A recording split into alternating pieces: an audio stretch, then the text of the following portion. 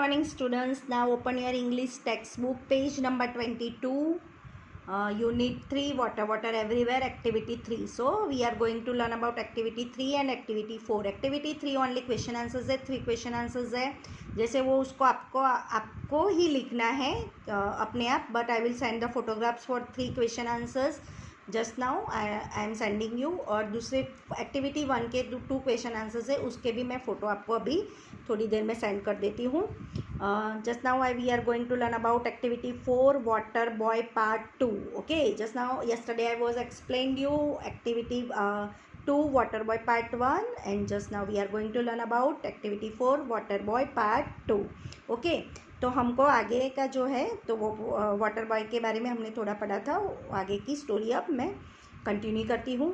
The next morning Vijay got up and went to the bathroom. मतलब एकदम से विजय सुबह में उठता है और वो बाथरूम में जाता है. When he open the tap there was no water. मतलब जैसे ही वो अपना टैप मतलब नल खोलता है तो उसमें से पानी नहीं आ रहा है. He look around and found water stored in many buckets. He was surprise and ask his cousin about it. मतलब वो एकदम से ही लुक अराउंड मतलब आजू बाजू देखते तो उसको दिखाई देता है कि बकेट्स में वाटर स्टोर करके एक बकेट्स में रखे हुए थे. और ही वॉज सरप्राइज मतलब वो देख के एकदम से सरप्राइज हो गया और वो अपने कज़िन से उसके बारे में पूछता है.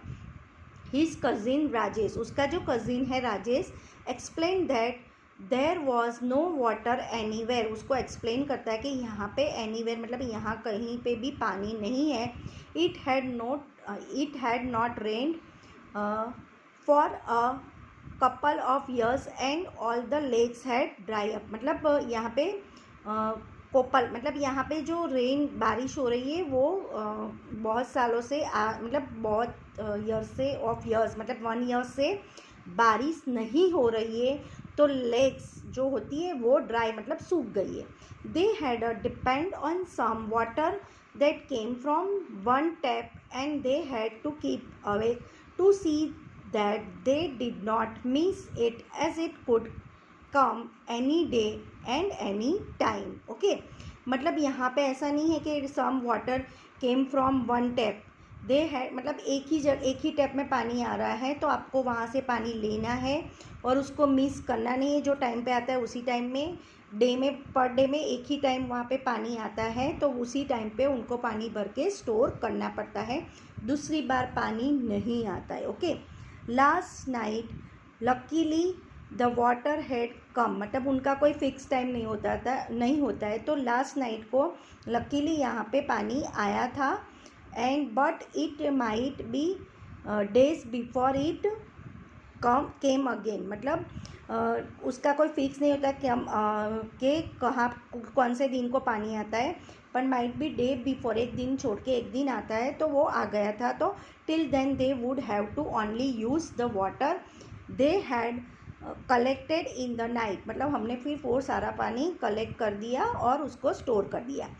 Okay, Rajesh told Vijay to be careful and not to waste water. मतलब उसने बताया है कि तू जो भी पानी यूज़ करता है वो केयरफुली करना है, पानी को वेस्ट नहीं करना है.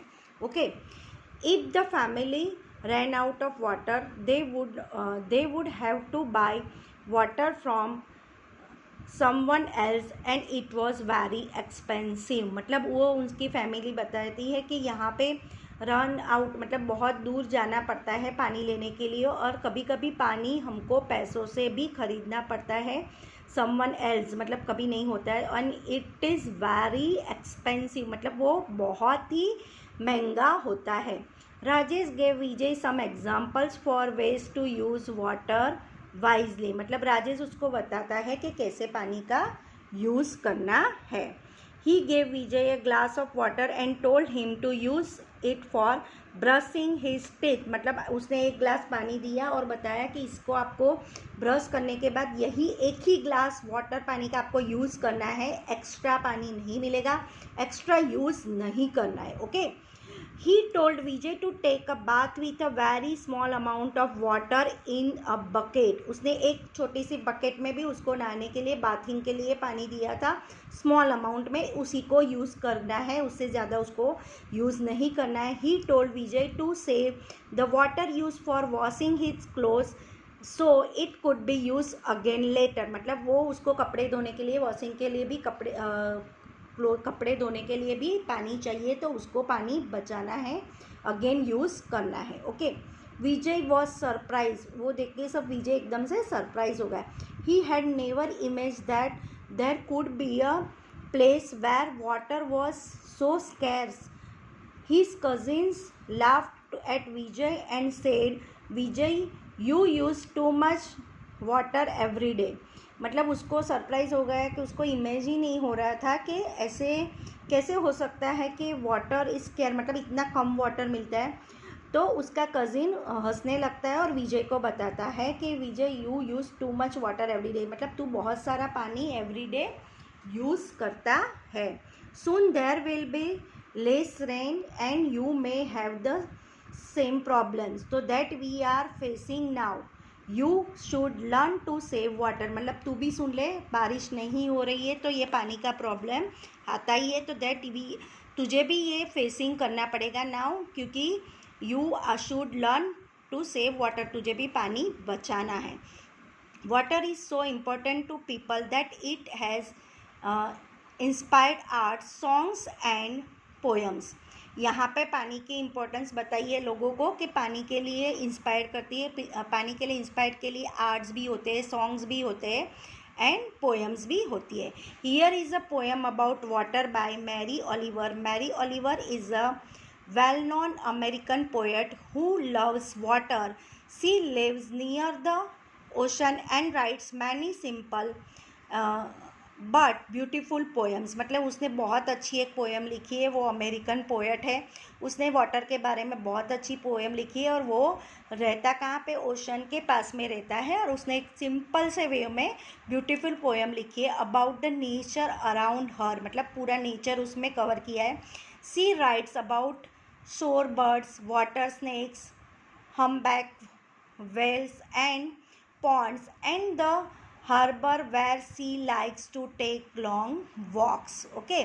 तो उसने ये सारी चीज़ें यहाँ पे स्नेक के बारे में, बर्ड्स के बारे में, हम्बैक के बारे में, हम्बैक वेल्स के बारे में, एंड द पॉन्ड्स मतलब पॉन्ड એટલે तालाब के बारे में, harbour and where the likes the takes of long walks, वो सारी चीज़ें एक राइटर्स ने पोएम थ्रू बताई है. तो यहाँ पे एक्टिविटी 4 फिनिश होती है. Okay students, thank you.